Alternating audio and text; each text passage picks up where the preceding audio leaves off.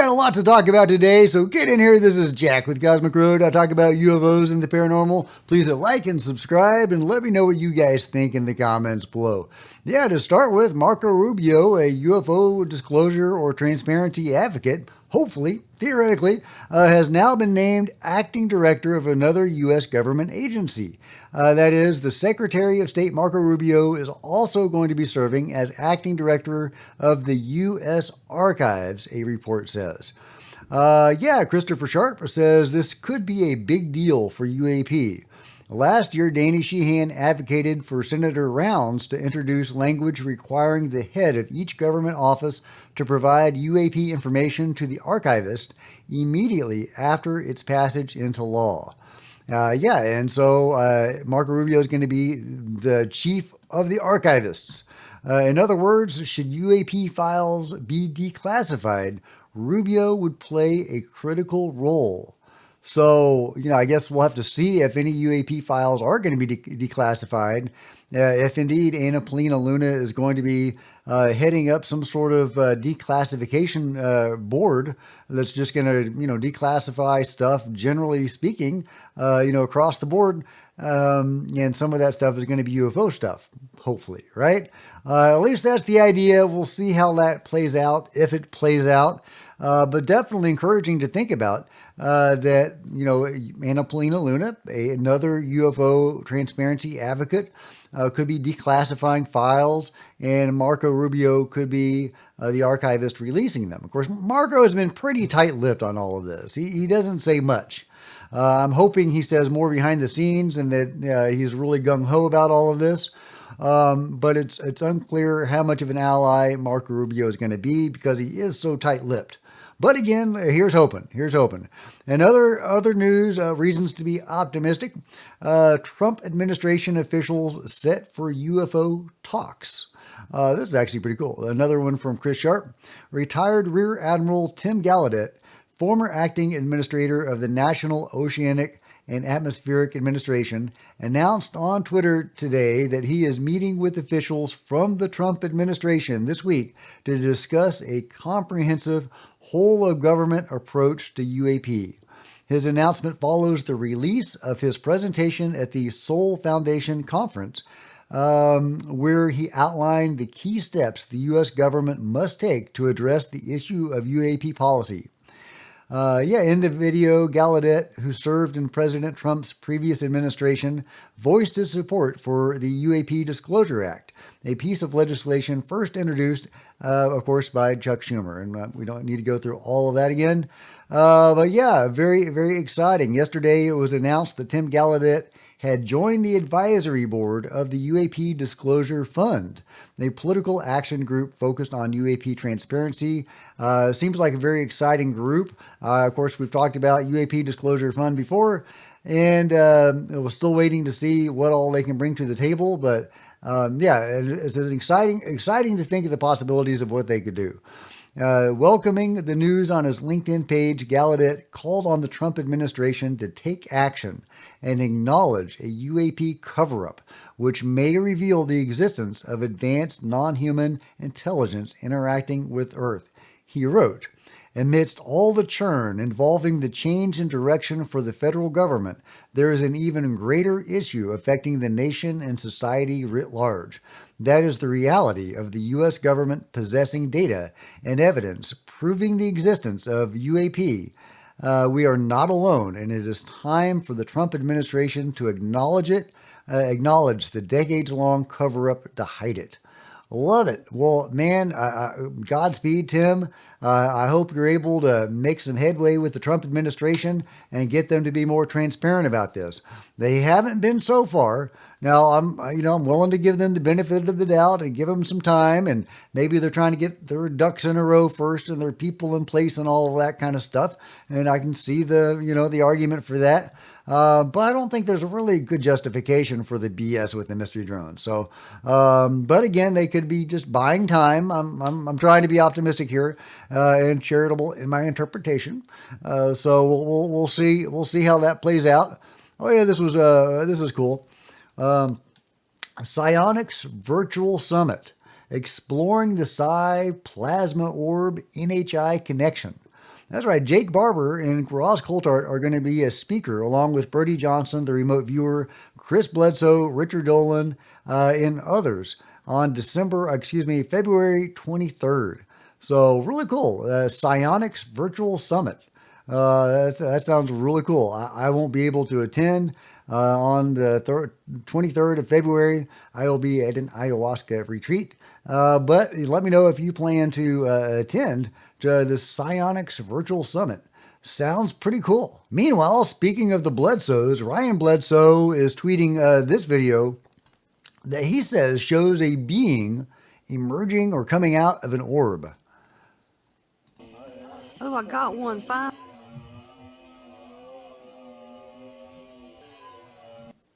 Yeah, you can see the shape of that, possibly a being there, that's, materializing in front of this orb. I mean, could that be something else? Could that be explained by some mundane reason? Yeah, it could. I guess this is one of Chris Bledsoe's CE5 events where he summons the orbs and the other stuff that he says that are angels and stuff like that. And could this be a being? Well, it could. I think Chris is on the level. I know he has a lot of doubters, but for me, he is totally on the level. That doesn't mean he's right about every single thing, but it's worth remembering that in episode 8 of season 1 of Beyond Skinwalker Ranch, they hooked Chris Bledsoe up to this scientific equipment to see what his brain was doing in real time when he was summoning these UFOs.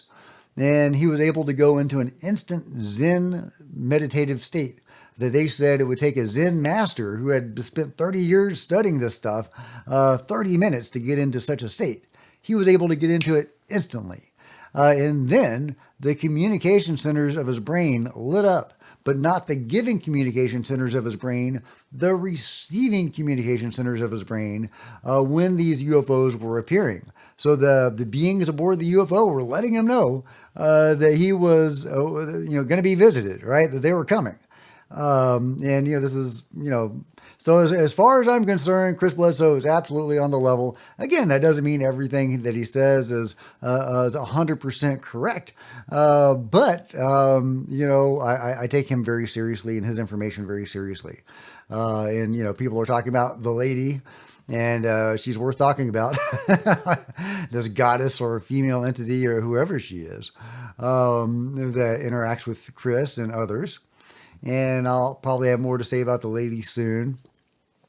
But Jordan Crowder is saying, according to the hypnotic session Chris Bledsoe did, the lady told him she is here to try to get humans to move from fear-based to love-based, and it's a very urgent matter. Earth is a living, conscious being containing a self-defense program that will reduce the population dramatically if need be to protect itself. And hopefully the idea is that we can choose a different path and that we don't have to go down that path. Yeah, here's hoping. Of course, my question to this was, did she say exactly how she's helping humanity with this? Or is that what will be revealed next year when theoretically she might appear in a cliff in Utah on Easter in 2026? Maybe. I mean, hey, if Chris thinks she's coming to a cliff in Utah in 2026, I'm getting out my camping gear and I'm going out to that cliff in Utah. I mean, it might be a waste of time, but I mean, it might not, guys. It might not. Let's see. Meanwhile, we have a new chief spokesperson for the Pentagon who is vowing to be transparent.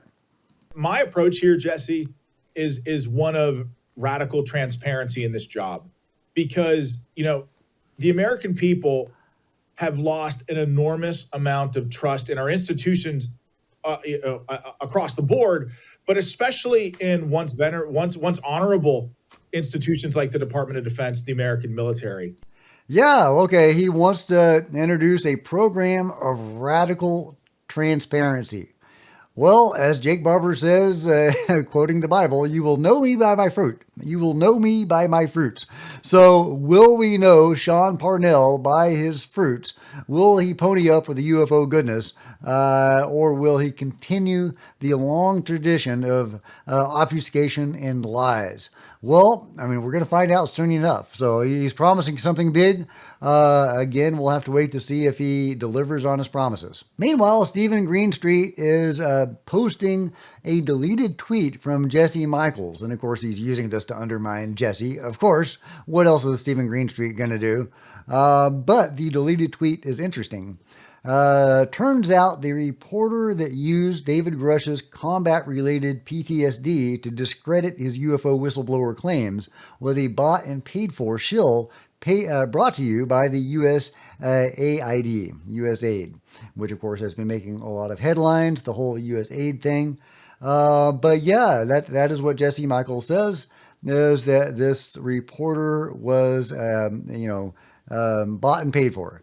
So, is that the truth? Why did Jesse Michaels delete it? Did he find out some information to the contrary? Did he simply not want to get sued? I'm going to take my cue from that, and I'm not making any claims here. But it is interesting to think that, there is disinformation out there that is probably being pushed by the powers that be, the establishment, the control group. And, we don't know who those players are necessarily. Did Jesse find one? I don't know. Let me know what you guys think in the comments below. Meanwhile, great news about the Nazca mummies. There's going to be another hearing, congressional hearing about the Nazca mummies. I love it. Here, let's go to the translation. Second public hearing of Peru for the regulation of the existence of Nazca tridactyl humanoid beings with the presence of these beings in the plenary in 2025. So we don't know when this is going to take place, when this new hearing in Peru is going to take place, but there will be another hearing in Peru. The last hearing was really underwhelming, honestly, with a lot of disinformation coming from the Ministry of Culture of Peru, who were pushing their agenda to discredit the mummies by showing the research that had been done into the dolls, the actual dolls that nobody says were the mummies.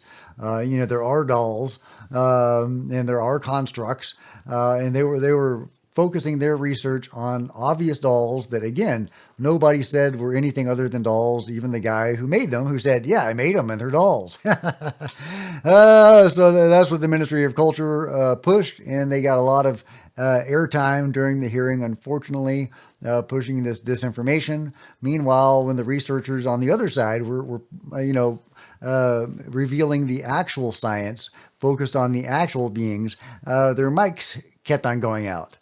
Hopefully that was just a mistake and an accident, and their mics will be working in the next hearing. Again, don't know when that's going to be, but look for it in 2025. Speaking of bought and paid for, Christopher Sharp says Springer Nature, owner of Scientific American, gets huge sums of money from the DoD in the form of subscriptions. This is the same publication which has ceaselessly tried to debunk UAP and Havana syndrome. So, yeah, again, I'm not making any claims here, but yeah, they seem like they have received a lot of money from the Department of Defense. Meanwhile, check this out. This is a being potentially caught by a CE5 group in Australia, practicing CE5, and they see, or at least their cameras record, this light being. Is it a being? Is it a lens flare? What do you guys think? I mean, if that's an actual being that manifested, that would be incredible. But, one of my earliest CE5 groups, they were interacting with light beings. Like we had about 20 people doing CE5, and about 6 or 7 of them were during our meditative phase, which lasted about 20 minutes. Light beings were coming to them, and they were interacting with them. I didn't experience that, but they, like I said, about 6 or 7 of them were experiencing this. Afterwards, they were coming up to me since I led the CE5, and they were saying, "Hey, Jack, I had this experience. And then another one would come up to me, totally independent from the other one, and say, hey, I had this experience, or I saw this. And they were all corroborating each other's information totally independently of each other without any awareness of what the other ones were seeing or experiencing. And yeah, they were interacting with these amazing light beings. Now, my Reiki instructor was there, and I asked her about it, and she said, yeah, she was watching it all happen, and she knew exactly what was happening, and she was able to give a lot of details, and she was even talking to the people experiencing this, and saying, oh, so this is so did you experience this? And they said, oh yeah, I did. And they're giving some context to what they were experiencing, and kind of letting them know a little bit more details about what they may have been experiencing. And she was saying that the beings that came, that these light beings, they were the Reiki beings. And yeah, these the healing beings, these other dimensional beings that will sometimes show up in Reiki sessions. So I wonder if this could be one caught on camera. Now, that sounds fantastic. That sounds crazy. And it could well be a lens flare, but this stuff is possible. And I just wanted to show this to you. I thought it was pretty cool. But let me know what you think about it all in the comments below. And if you've enjoyed this video, please give me a big thumbs up. I sure would appreciate it. Smash the like button and the bell to be notified of future videos. You don't want to miss a thing. Join me on social media, Facebook, Twitter, and Discord links below. Hopefully a permanent Discord link. Buy a t-shirt or a coffee mug. Become a channel member. Channel members are awesome, and I really appreciate you guys' support. Thank you so much. Also, channel members frequently get to see videos hours ahead of everybody else. Meanwhile, there are plenty of other videos on the channel, and I'll see you guys next time. This is Jack with Cosmic Road, signing out.